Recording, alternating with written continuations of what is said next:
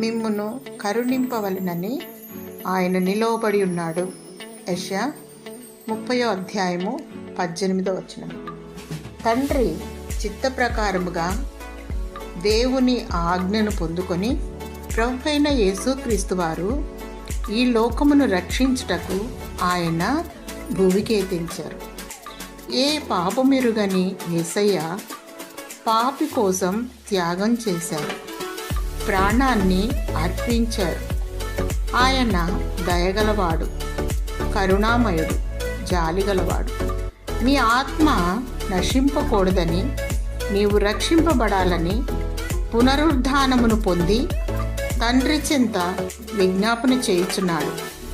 దినమెల్లా తన గాయపడిన చేతులు చాచి నిలువబడి ఉన్నాడు. యేసు నిన్ను ప్రేమించుచున్నాడు. ఏ ఒక్కరూ నశించటం దేవునికి ఇష్టం లేదు.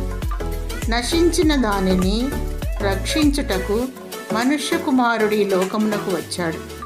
శాంతి సమాధానము లేక ఎటూ తోచని స్థితిలో అంధకారంలో కొట్టుమిట్టాడుతున్నావు. శాంతి సమాధానం, ఆదరణ, నెమ్మది దయచేయవాడు దేవుడే. యేసు చెంతకురా, ఆయన నిన్ను కరుణిస్తాడు. దేవుని స్తుతించు. దేవుని కరుణాకటాక్షములు కిరీటముగా దయచేయునుగాక. ఆమేన్.